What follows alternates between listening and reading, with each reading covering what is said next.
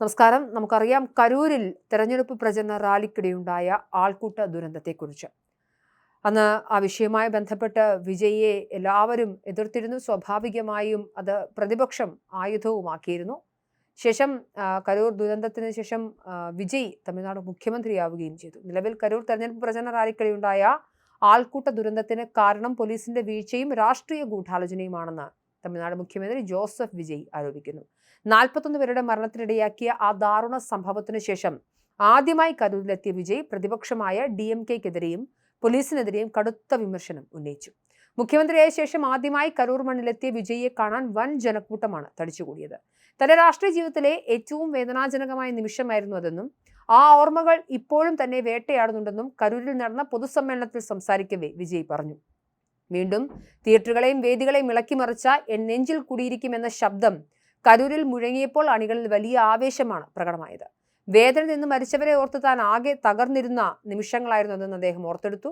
ദുരന്തം നടന്ന ദിവസം പോലീസ് തന്നെ പൂർണ്ണമായും തെറ്റിദ്ധരിപ്പിക്കുകയായിരുന്നു എന്ന് വിജയ് തുറന്നടിച്ചു.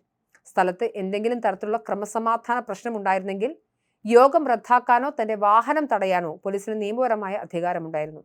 എന്നാൽ അവർ അതിന് മുതിർന്നില്ലെന്ന് മാത്രമല്ല, അപകടകരമായ രീതിയിൽ റാലിയിലേക്ക് തന്നെ വഴിതിരിച്ചുവിടുകയാണ് ചെയ്തതെന്നും അദ്ദേഹം പറഞ്ഞു. സ്വന്തം അണികളുടെ മരണത്തിൽ മനം നൊന്ത് താൻ വീട്ടിൽ തകർന്നിരുന്നപ്പോൾ താൻ ഒളിച്ചോടിയെന്ന് പറഞ്ഞ് പ്രതിപക്ഷം പരിഹസിക്കുകയായിരുന്നുവെന്ന് വിജയ് ചൂണ്ടിക്കാട്ടി. എന്നാൽ ഈ ആൾക്കൂട്ട ദുരന്തം തമിഴക വെട്രിക്കഴകത്തിന്റെ വിജയയാത്ര തടയാൻ അന്നത്തെ ഭരണകൂടവും പോലീസും ചേർന്ന് ആസൂത്രണം ചെയ്ത വലിയൊരു ഗൂഢാലോചനയായിരുന്നുവെന്ന് അദ്ദേഹം ആരോപിച്ചു. നിയമസഭയിൽ പോലും സ്റ്റാലിനി ദുരന്തത്തെ ചൊല്ലി രാഷ്ട്രീയം കളിക്കുകയായിരുന്നുവെന്ന് വിജയ് കുറ്റപ്പെടുത്തി. തമിഴ്നാട്ടിൽ അഴിമതി ഭരണം നടത്തിയ DMK-യെ ജനങ്ങൾ വരും തെരഞ്ഞെടുപ്പുകളിലും കൃത്യമായി പാഠം പഠിപ്പിക്കണമെന്നും അവരുടെ ജനവിരുദ്ധ രാഷ്ട്രീയത്തിന് മറുപടി നൽകണമെന്നും വിജയ് പൊതുസമ്മേളനത്തിൽ ആഹ്വാനം ചെയ്തു. കരൂരിലെ ദുരന്തത്തിൽ മരിച്ചവരുടെ കുടുംബാംഗങ്ങൾക്ക് സർക്കാർ ജോലി നൽകാനുള്ള തമിഴ്നാട് സർക്കാരിന്റെ തീരുമാനത്തെ ചോദ്യം ചെയ്ത് DMK നൽകിയ ഹർജികൾ കോടതി തള്ളി. സർക്കാരിന്റെ ഈ ആശ്വാസ നടപടി കേസിലെ സാക്ഷികളെ സ്വാധീനിക്കാൻ ഇടയാക്കുമെന്നായിരുന്നു DMK-യുടെ വാദം. എന്നാൽ മുഖ്യമന്ത്രി വിജയ് ഈ കേസിൽ പ്രതിയല്ലെന്നും ഒരു മുഖ്യമന്ത്രി എന്താണ് ചെയ്യേണ്ടതെന്ന് നിർദ്ദേശിക്കാൻ കോടതിക്ക് കഴിയില്ലെന്നും ചൂണ്ടിക്കാട്ടി സുപ്രീം കോടതി ഹർജി തള്ളിയതോടെ DMK അത് പിൻവലിക്കുകയായിരുന്നു. സുപ്രീം കോടതിക്ക് പിന്നാലെ ഇന്ന് മദ്രാസ് ഹൈക്കോടതിയുടെ മധുര ബെഞ്ചും സർക്കാരിന്റെ നയപരമായ തീരുമാനത്തിൽ ഇടപെടാൻ വിസമ്മതിച്ചു. ദുരന്തത്തിനിരയായവരുടെ കുടുംബാംഗങ്ങൾക്ക് താൽക്കാലികമായി നിയമന ഉത്തരവ് നൽകാമെന്നും കോടതി വ്യക്തമാക്കി. എന്നാൽ ഈ നിയമനങ്ങൾ കോടതിയുടെ അന്തിമ വിധിക്ക് വിധേയമായിരിക്കുമെന്നും ഹൈക്കോടതി ഇതിനൊപ്പം കൂട്ടിച്ചേർത്തു.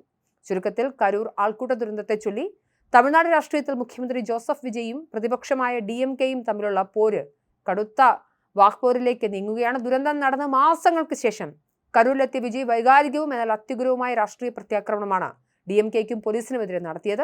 തന്റെ രാഷ്ട്രീയ വളർച്ച തടയാൻ അന്നത്തെ ഭരണകൂടം മെനഞ്ഞ ഗൂഢാലോചനയാണ് 41 പേരുടെ മരണത്തിനിടയാക്കിയതെന്ന മുഖ്യമന്ത്രിയുടെ വെളിപ്പെടുത്തൽ സ്റ്റാലിനെ പ്രതിരോധത്തിലാക്കുന്നുണ്ട്. ദുരന്തത്തിൽ ഇരയായവരുടെ കുടുംബങ്ങൾക്ക് സർക്കാർ ജോലി നൽകാനുള്ള വിജയ് തീരുമാനത്തിനെ നിയമപരമായി തടയാൻ നോക്കിയ DMK-ക്ക് സുപ്രീം കോടതിയിൽ നിന്നും മദ്രാസ് ഹൈക്കോടതിയിൽ നിന്നും കനത്ത പ്രഹരവും ഒടുവിൽ ലഭിച്ചിരിക്കുന്നു.